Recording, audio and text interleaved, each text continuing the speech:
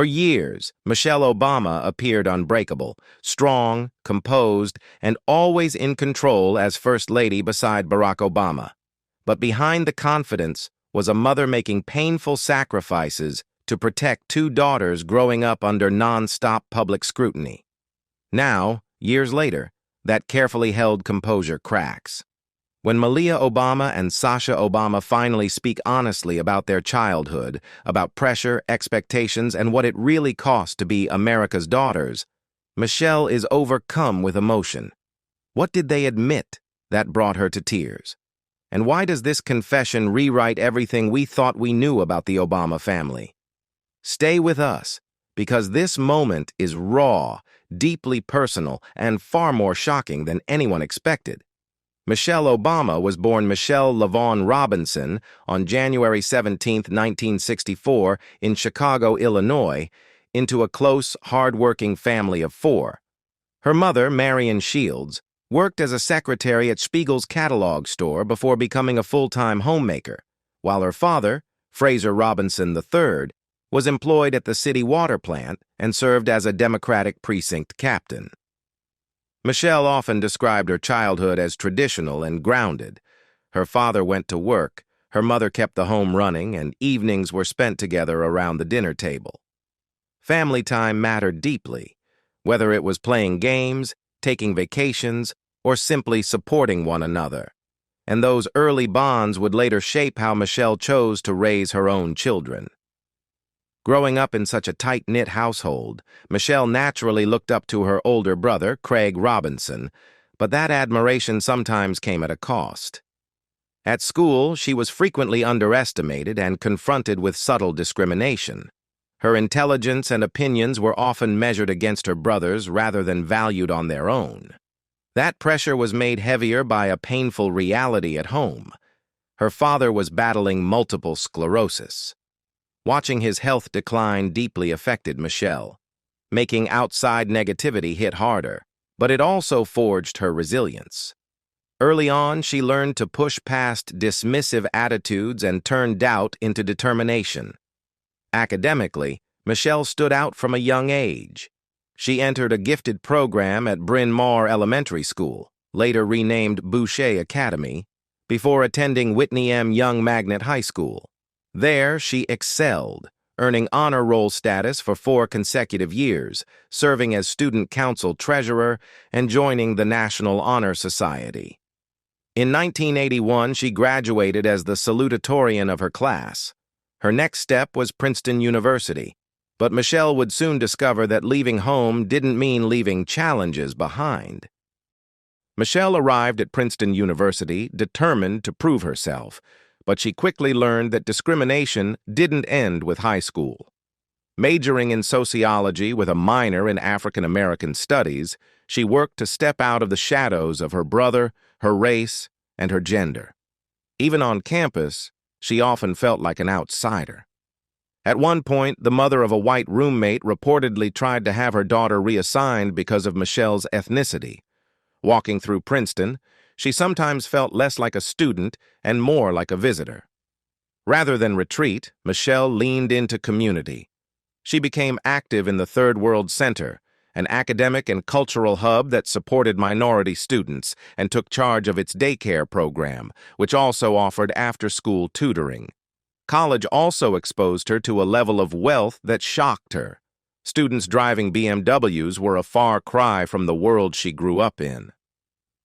In 1985, she graduated after completing a 99-page thesis titled Princeton Educated Blacks and the Black Community, a project that reflected her growing commitment to social change. Those experiences sharpened her sense of purpose. Determined to stop feeling second class and to fight for others, Michelle pursued law and earned admission to Harvard Law School, graduating with a Juris Doctor in 1988. Harvard transformed her confidence.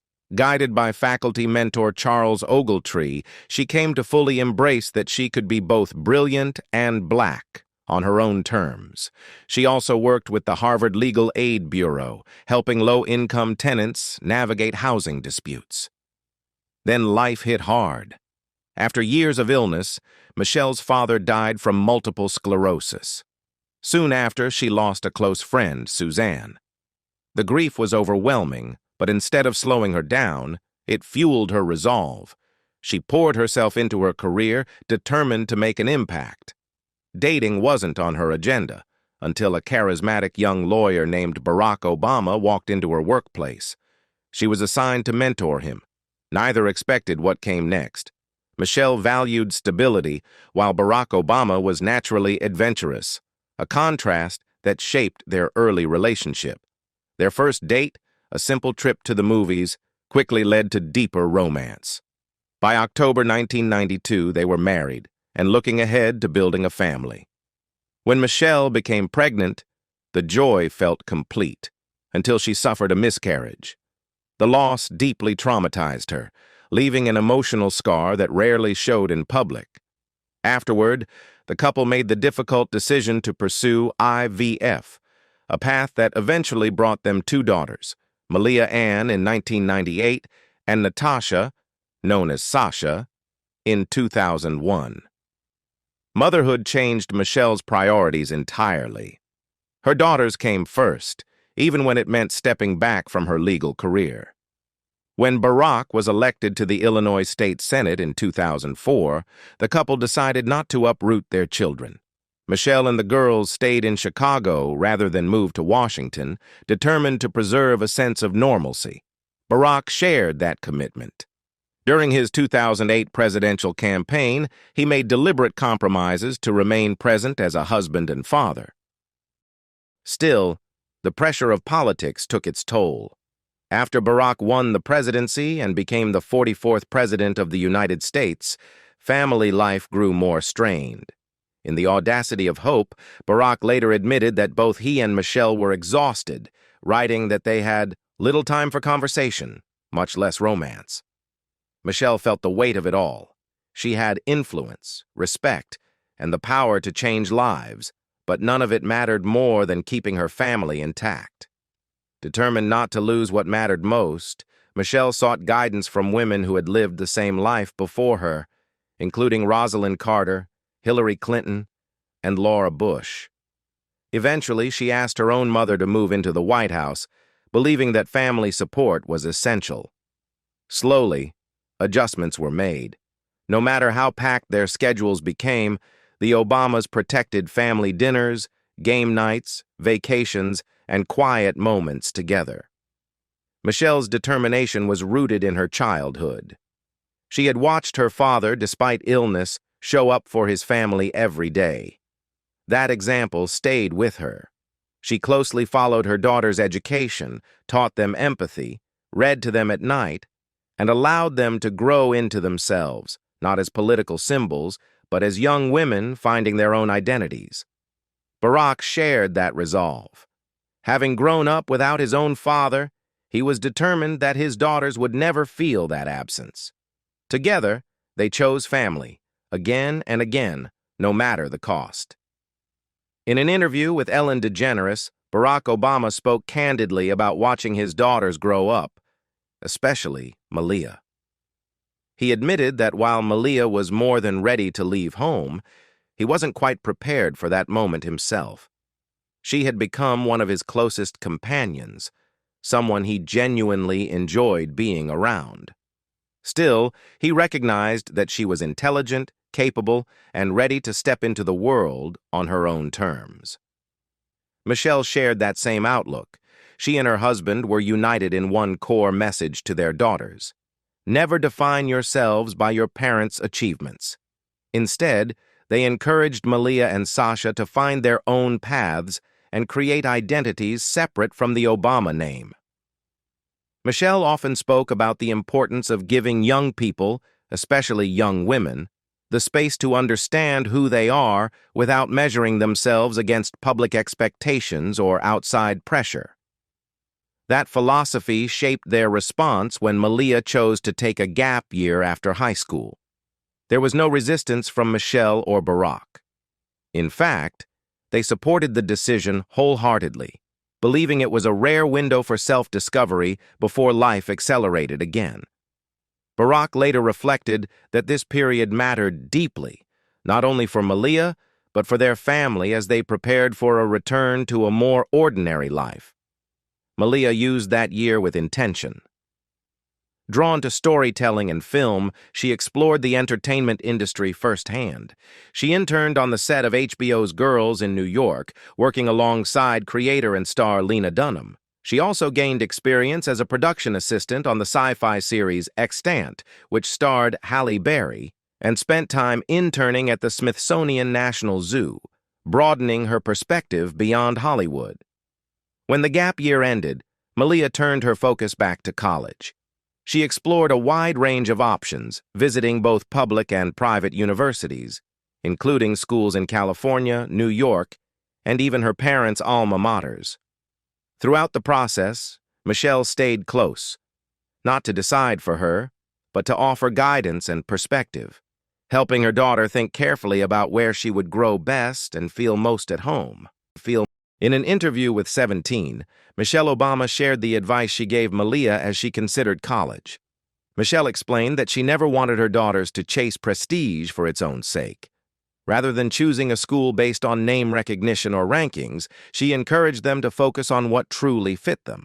In her view, the United States is filled with excellent universities, and the real question was always which environment would help her daughters thrive as individuals. That grounded mindset helped the Obama family stay united through years of intense public scrutiny. During Barack Obama's presidency, the family endured harsh criticism and relentless media attention, yet they remained closely bonded. Life gradually softened after leaving the White House, but one of their most revealing periods together came during the COVID-19 lockdown. Michelle later reflected on that time with honesty and emotion. At first, the family embraced the togetherness. Everyone had a routine, working separately during the day, exercising, then reuniting in the evenings. They played games, worked on puzzles, mixed cocktails, and even created themed activities. Barack taught the girls how to play spades, and one day became an impromptu art exhibition, complete with watercolor paintings displayed for one another. But as weeks turned into months, the mood shifted. Michelle admitted, half amused, half emotional, that her daughters eventually grew tired of being around their parents all the time. The feeling, she joked, was mutual. What began as cozy bonding slowly gave way to restlessness, as Malia and Sasha longed for their independence, their campuses, and their normal routines. Summer brought relief, time outdoors, trips to Martha's Vineyard, and the return of Zoom classes helped restore balance. While Michelle's candid confession drew laughter, it also revealed something deeper, a family comfortable enough to be honest with one another.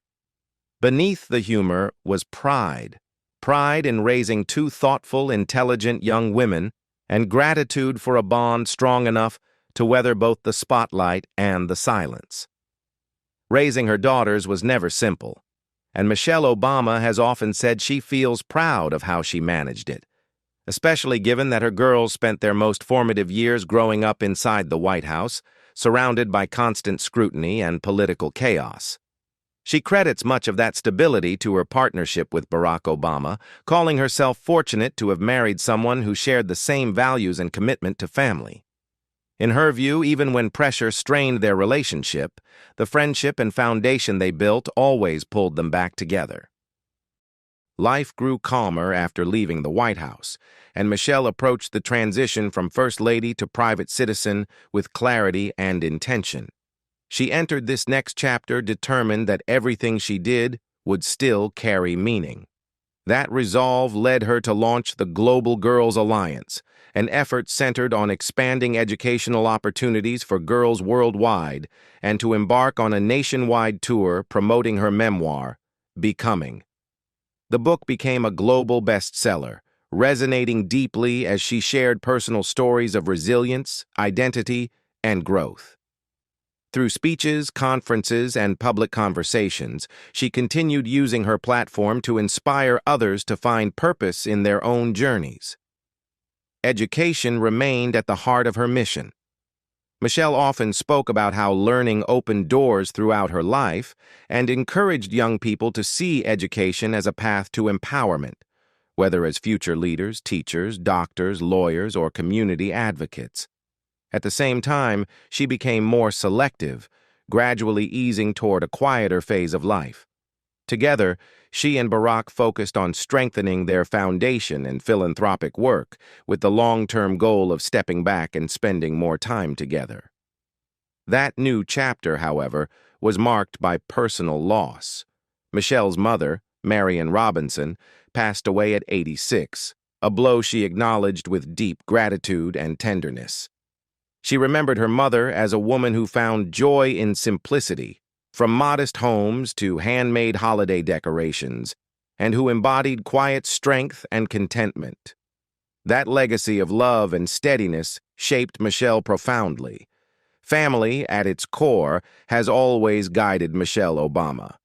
Whether nurturing her own children or reaching millions during her years as First Lady from 2009 to 2017, she carried the same devotion, empathy, and resolve.